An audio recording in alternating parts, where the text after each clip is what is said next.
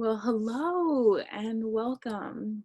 I am so grateful and excited to connect with you today. I'm Reverend Cassandra Ray, the spiritual director of the Center for Spiritual Living White Rock.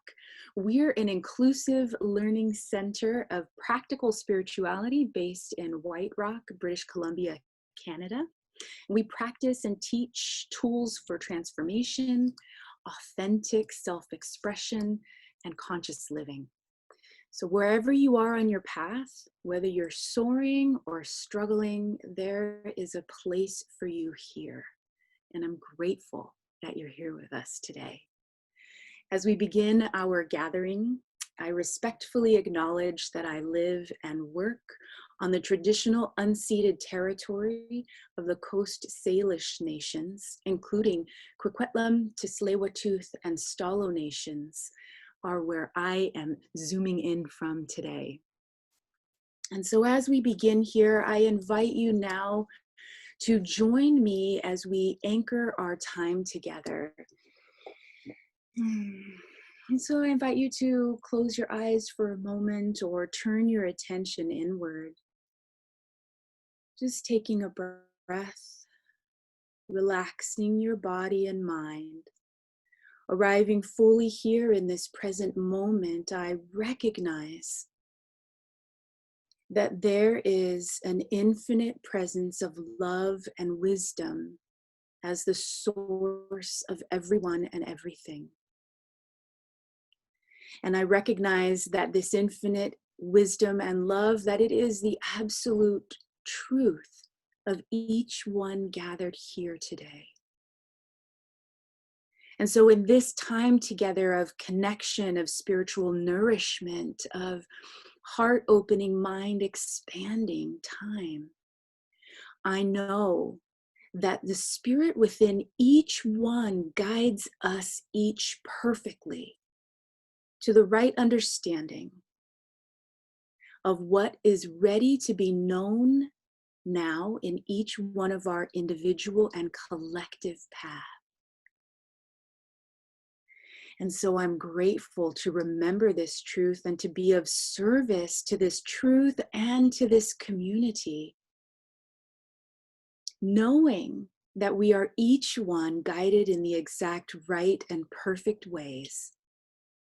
I simply enter this time with an open heart and an open mind, allowing that flow of infinite love to nourish each and every one. I let it be. And so it is.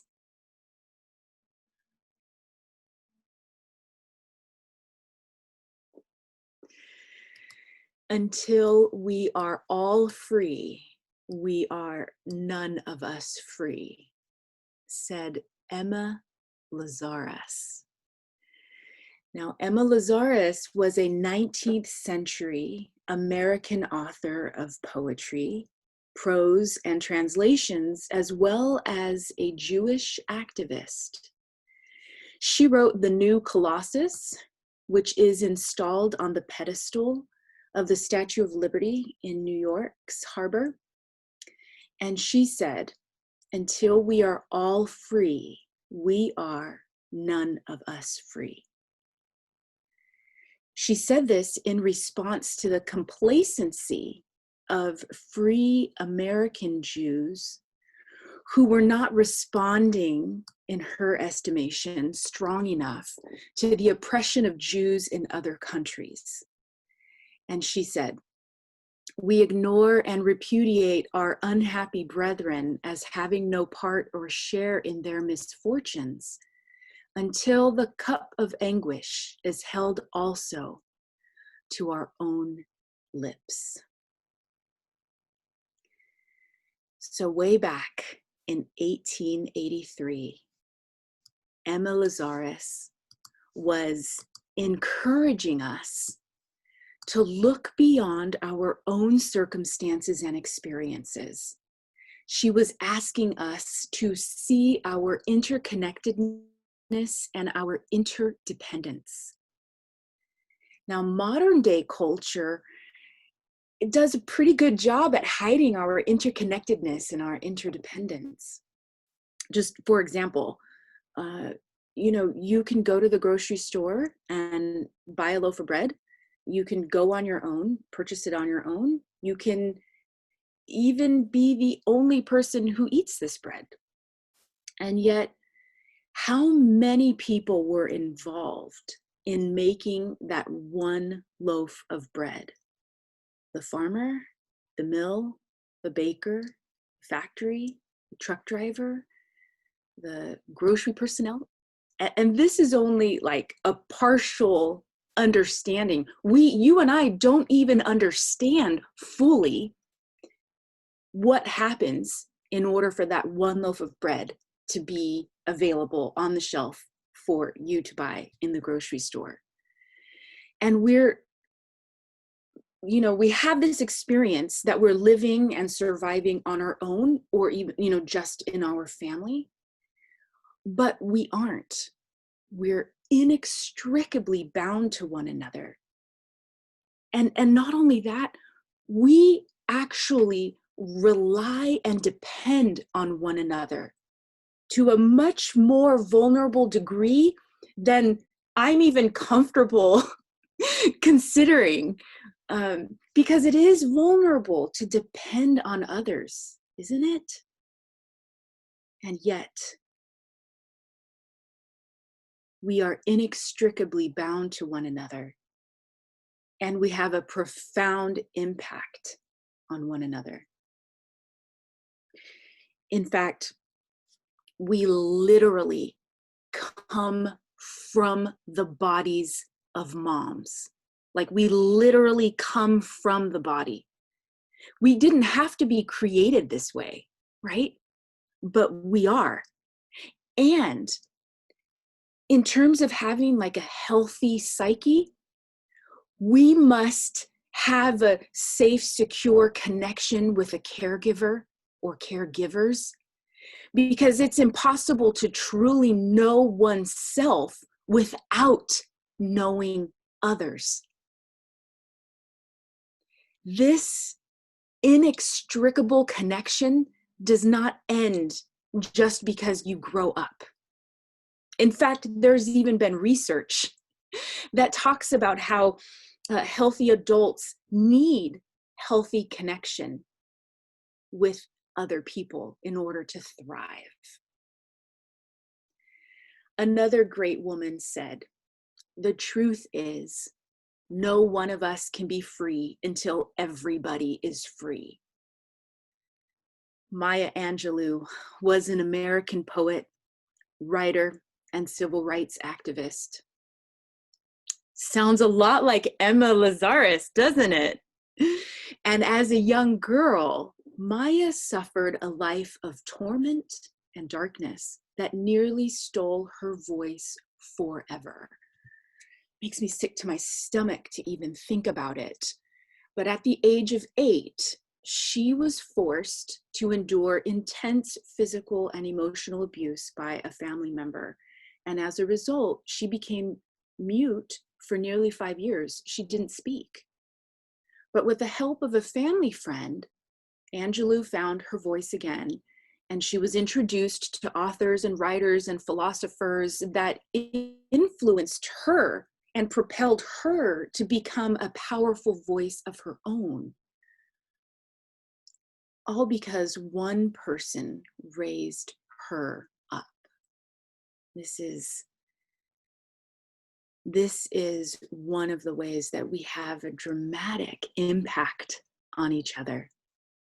And in an interview in 2013, Angelou was asked by the interviewer, "Can you imagine what our country would be like without the undergirded hate and racism, prejudices, sexism, and ageism?" And here's what Maya Angelou said: "I am brought to weep when I think what my country can be and will be when we develop enough courage to act courageously and with courtesy and respect for each other. Just imagine. We wouldn't have to say we are the most powerful country in the world. We will be the most powerful country in the world, not because we have might, but because we have right." not because we have might, but because we have right. I love this so much because it points to the source of our power. Our power to make change doesn't come from our size or our force. It comes from aligning and allowing the spiritual truth to come to life through our right thinking and our right action. Not because we have might, but because we have right. The study course in the Science of Mind from 1953 defines the activity of right ideas as correct ideas which have the power not only to destroy that which appears to oppose them, but to establish themselves in our experience as concrete facts. Yeah, this is what we need. We need the activity of right ideas to destroy or dismantle the isms in the world and to establish themselves in our lived experience. And not just our individual experience, but in our collective experience in all communities, in all countries. Because none are free until all are free. And you and I, we're being called to dream, imagine, discover, pray, and contemplate what freedom for all looks and feels like. And let us not be afraid to address the very real circumstances and conditions that are bringing this to light right now. So our founder, Dr. Ernest Holmes, said in Living the Science of Mind, let's talk about the need for meeting situations as they come along, without fear and without in any way trying to avoid them. For every issue of life must be met right where it is, and what is wrong must be made right. Right thinking, right action, and the activity of right ideas.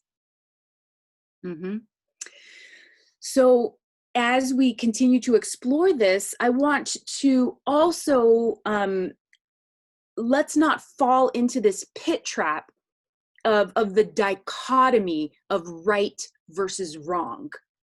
Right thinking and right action does not mean that you are right and your cousin is wrong.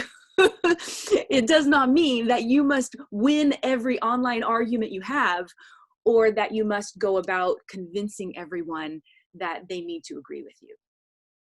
I'm sorry. Sometimes I wish that were the case, but that's not the kind of right thinking and right action that I'm talking about today. Right thinking and right action are the revelation of universal spiritual truth. And they come from the pattern of perfection that already exists in back of the problem itself. So Dr. Holmes said, the answer to every problem is in the problem itself. Why? Well, he explains. The kingdom of God already exists. Oh, sorry. Let me start over. The kingdom of God contains everything that is or could be desirable. This everything already exists as a potential something to be drawn upon. And here, the kingdom of God means the consciousness of God, the universal mind of infinite intelligence.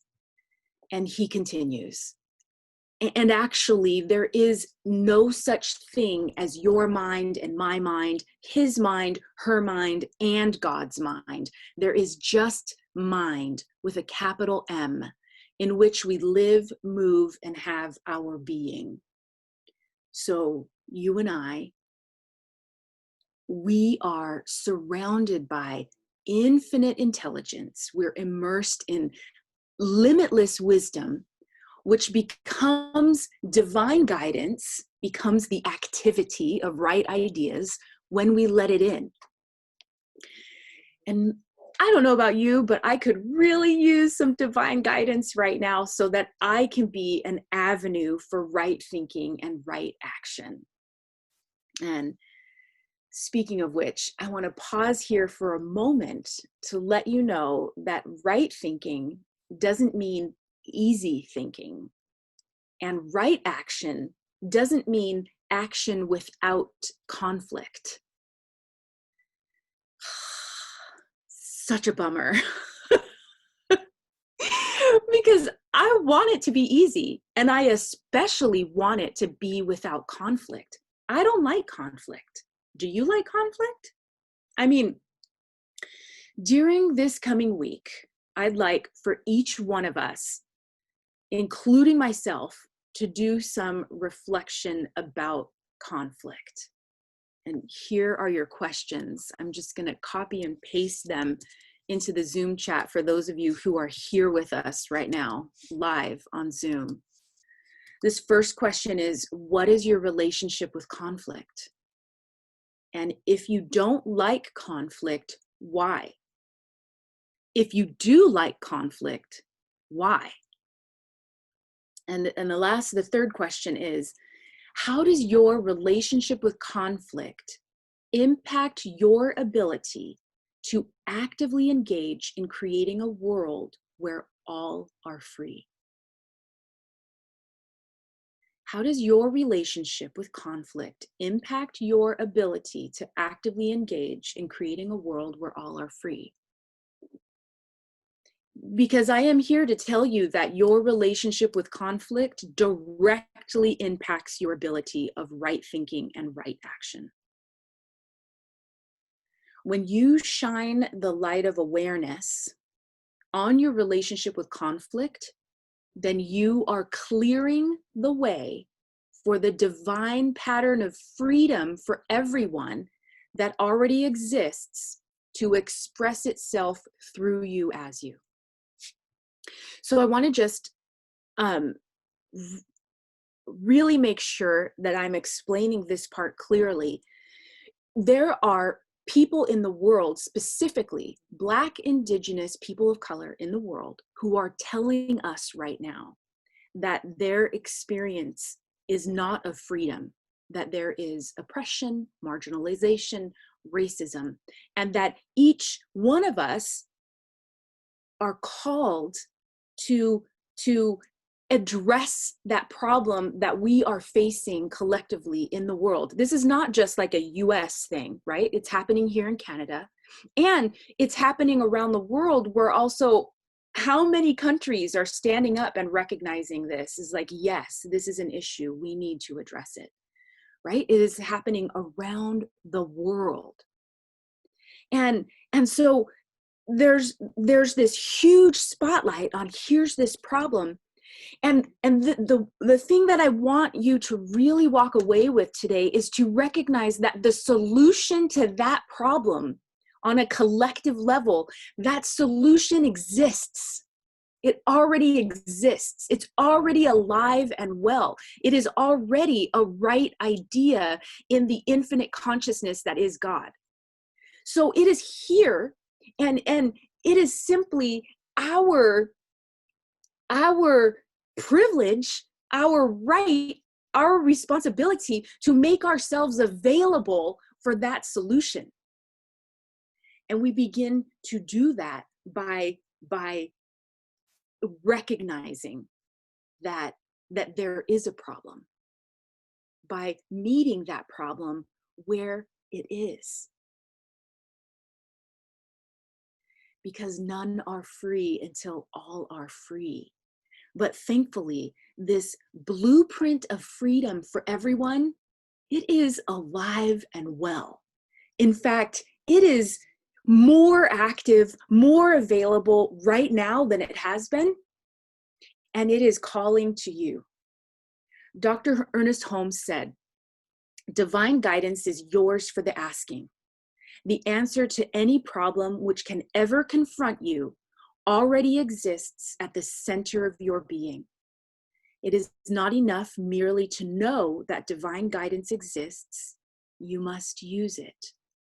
And you use it by consciously recognizing its source within you and by deliberately calling upon it, expecting it to answer. So, beginning right where you're at. Is there a challenge that you're facing in your life? The blueprint for that solution exists right now. And so we can practice even within our own personal experience, calling upon that blueprint and opening up to receive the guidance from within. Remember, it's not his mind, your mind, their mind, her mind. It's one mind. The mind that created the cosmos is available to you. So right thinking and right action are yours. And you can open up and align yourself with divine guidance by fully expecting it to guide you clearly right now. And I believe that that opening to that divine guidance inside of you, that it begins with compassion. Compassion for yourself and where you're at. Compassion for what you're struggling with. Just breathe in some love and compassion for yourself right now.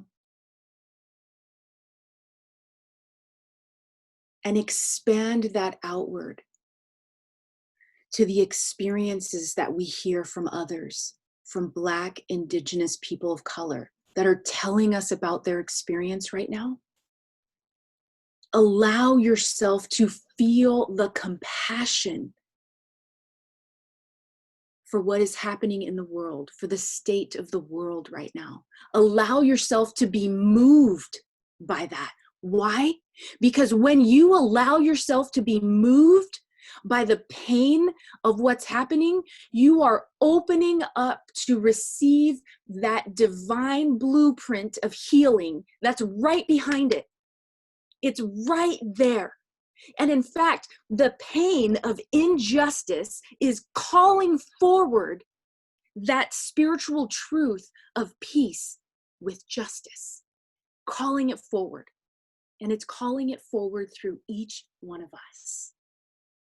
So let us answer the call from right where we're at, from right where we're going through.